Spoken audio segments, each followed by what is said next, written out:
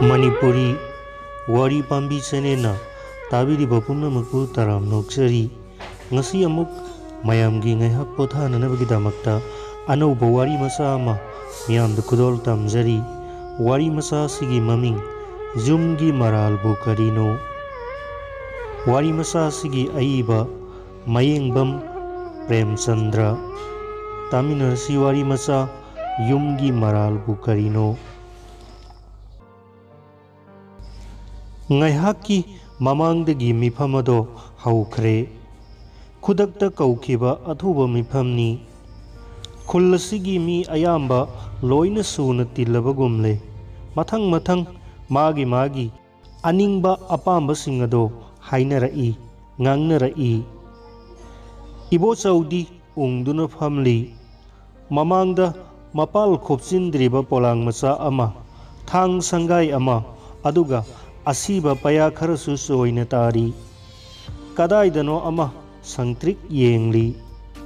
Mangi Loisindriba Polang Sidara Natraga Mapan Naidraba Sangbanaraba Atia Sidara Natraga Tamno Uriba Maru Ikokoklaba Singsang Paring Asidara Kanano Ama Mike the Kapladuna Ngangli Mani Mahangna Tasaubu Hatpani Sumnatagi Lupatara Kun Khaki Malongi Damak Tasaubu Mihat Tina Hatok Lambani Mayam na Mihat Pasibu Matik Saba Sairak Pibiyo Iboso Tumdana Manglak Narai Thokli Base Mangla Taibangla Samam Narai Aigi Sabu Asuk Tam Thiraba Mahak na Mihat Laba Mihat Pa Oiraba Mihat Pa Ningam Dabagi Asang Ba Ningsa Sor Ama Holai Masabu Nungsiman Badagi Maning Tauhalubagi Mahira Mahakna Fangliba Ningam Dabase Kaya Dawana Masagi Damak Mahakna Honazakiba Laik Laisu Ningtina Tamhanduna Matik Saba Abhabami Ama Oyhaning Kibani Aduga Pumna Makadugi Tayo Navada Ngaubo Makai Ngauksin Naramlaga Nganta Mayum Pansinki Haujikti Masagi Nungsibana Mairi Oirare Ahauba Miamgi Kubak Makoladuda Ibosaugi Manglana do Kaiki Maikta Kanano Amasu Wanganglamli Karigino Miga Asuk Nung Sinadriba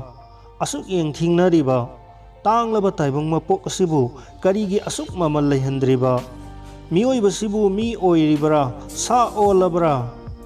Ningsing si Mioyba Sinaidaba Nate Aikoi Pumba Nong Madi Sigadaba Ngaktani Hingliba Matam Khara Asidi Nungsi Sana na Hingminasi Ibobi Nangna Tauriba Sibu Karino Oh Nang se Ontok na Wakal Ten Kredako Karino Haujik Taugadaba se Karino Ibo Sau Machin Thokirami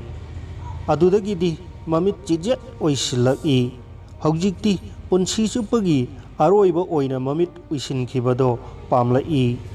Hik Kaplibi Kanagumbi Amagi Mikap Kol Aduna Mamit Amuk Pangtho Hali Manak Talip Magi Nupigi Kuiraba Pirang Tanasot Laba Akiba na Thumatlaba Maithong Aduda Singna Yengli Mapi Ado Piji na Taithokladuna Magi Nupina Hanglai Ibo Bibu Kadai da Leramgadage Mana Kadai da Lot Liba Haujik Taugadaba Se Karino Oh Imagi Bungo Nangna Tauriba Sibu Karino ne Ibotsau Prang Saugalai Papi Adugi Maramda Aiwandawa Amata Hairakanu Mahak Aigi Sanate Aigi Sadi Sikrabani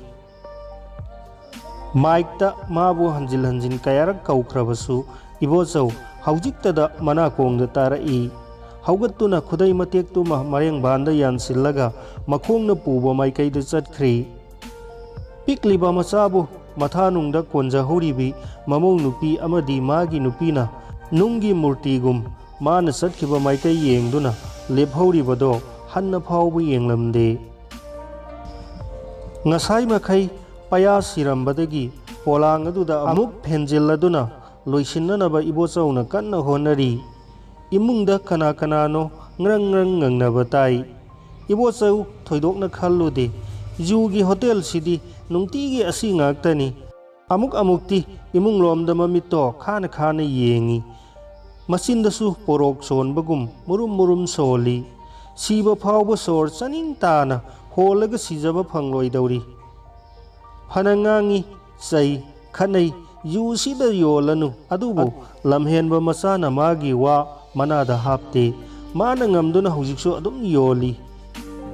ibochau sauningbana mathanta makhoi marin thitchai imungda ngangkhatnuduna khol asum kankhannarai maron mari khangdana panglauda laurai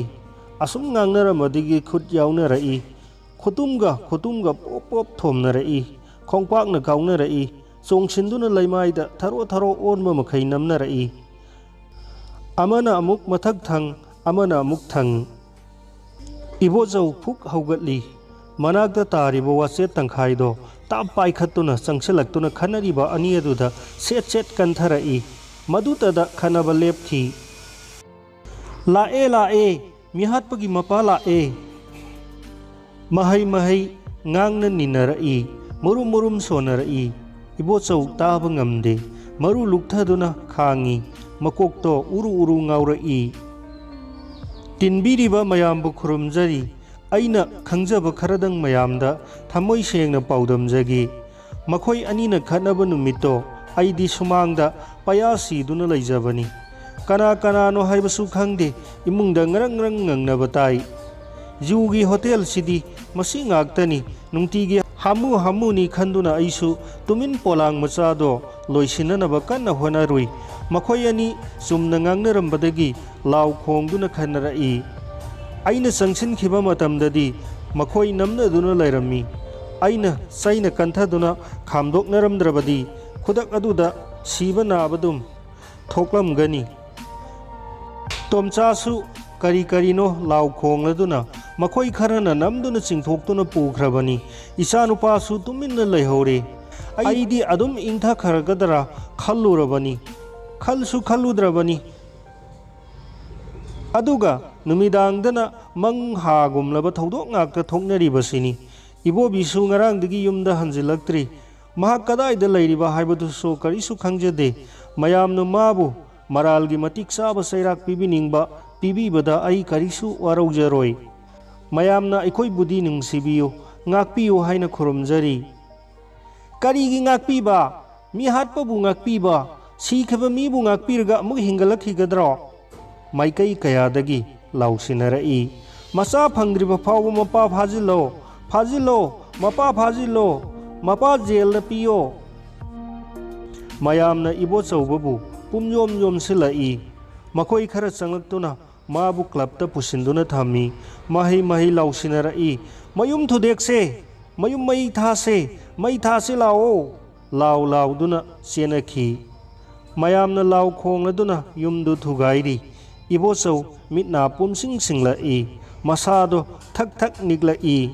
ममित Uri मागी किंथरक्लबा अमनबा इगी yum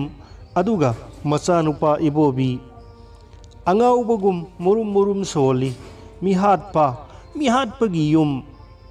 yum से सानब होनबदा कयादा वाखिबा थाबल फरबा अहिंग कया अंगनबा अयुक कया मसा पुंबा हुमांगना पुमलुप लुप्पा मखै युमफम थोंजखिबनी yum से साबदा मनिंगी वापलदु फावबा तुमखिबनी yum पानखतपा लोइरबा तुंगदना अमुक कुपननबा इ लौबा चटपदा लितांदा accident थोखिबदो मदुदगी मसादो खंगसोन सोनथखरबनी कल्लबा चैफु चैथेंसिंग अदुदा खांगमद्रबा अमनबा युमदो खुरु खुदक कुंथरई मथंगी मिकुप्ता अहौबा मखोल अमगा लोइनना लैमाइदा हिपथरई ओह मथाई मक्का मानरबा युमजाउसे हौजिक्ति तुरबनी युमजाउदुना मथक्ता ननसिलक्पगुम इबोचौ फुक हौगलई अंगाउबगुम ममित मना चप युंगी खुदुम चेजेत तासली मया क्रक क्रक सी हौजिक्ति खुइरबा खजाइदुसु पी मरी खरा सिंथरई ngasai makhaidi asigumba sabung pirangse kadaidano mafam khangdana lotuna leirambani tamna uri mi mayam ama koichen chenaba law khongladuna chong phalladuna aduga nongmadon tamliba angauba maikhu mapai ꯃꯩꯈꯨ ꯃꯄꯩ ꯃꯄꯩ ꯑꯣꯜꯍꯟꯈ꯭ꯔꯕ ꯇꯥꯡꯒꯣꯏꯁꯤꯡꯅ ꯇꯨꯝꯄꯛ ꯇꯥꯁꯤꯟꯗꯨꯅ ꯆꯩꯅꯥ ꯈꯥꯡꯂꯤ ꯆꯩꯔꯥꯛ ꯐꯪꯂꯕꯒꯨꯝ ꯍꯤꯛ ꯍꯤꯛ ꯀꯞꯂꯤ ꯏꯕꯣꯆꯧ